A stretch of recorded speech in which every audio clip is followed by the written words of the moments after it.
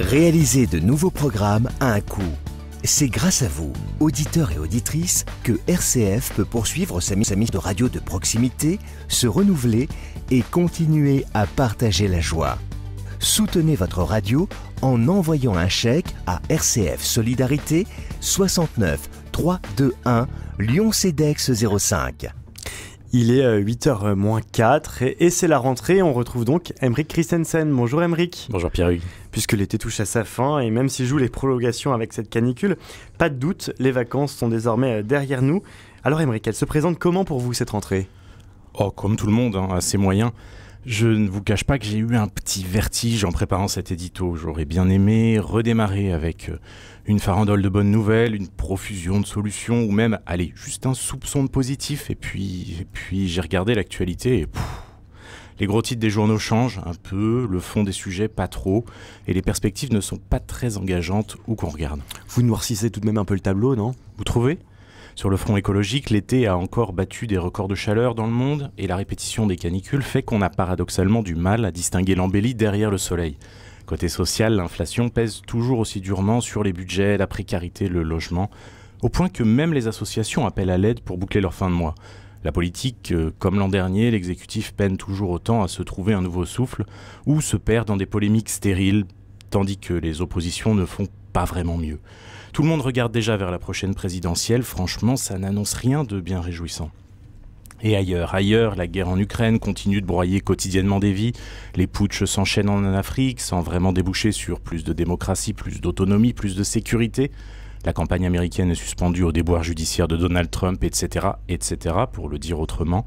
La marche du monde, comme on dit, a surtout l'air de bien tourner en rond. Certes, mais je vous connais, je pense que vous n'allez pas nous laisser là-dessus. Si vous dites tout ça, c'est que vous avez quand même trouvé du positif, des bonnes nouvelles. Et on ne peut rien vous cacher. En fait, il faut se rappeler une chose. L'espérance ne se décrète pas, elle s'entretient. Et elle commence quand on réapprend à distinguer au quotidien les signes d'espérance. Et ils sont toujours là, même s'ils sont bien cachés. Par exemple, le monde va mal, oui, c'est vrai. Mais on peut aussi constater que bon gré mal gré, la société continue de tenir. Et pas par je ne sais quel prodige, mais par la bonne volonté de femmes et d'hommes qui chaque jour continuent de l'animer. Regardez les soignants. Cet été encore, ils ont porté à bout de bras, et de nerfs, et de force, un système de santé qu'on dit au bord de l'effondrement. Les enseignants assurent la rentrée, et ce sont en réalité des milliers d'anonymes dans la fonction publique. Les entreprises, les associations, les familles, les paroisses et communautés religieuses, les forces de l'ordre, les secours, parfois au péril de leur vie, et s'ils ne renoncent pas, c'est parce que ça leur semble inconcevable de le faire. En fait, si je vous suis, les signes d'espérance sont déjà là. Mais encore mieux que ça, les bonnes nouvelles sont partout. Il suffit de savoir les repérer et saluer l'engagement humain le plus ordinaire, donc le plus admirable.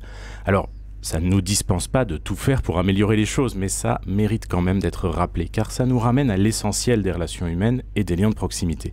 En fait, ce sur quoi tout le monde a prise, la préservation de ce qui nous entoure.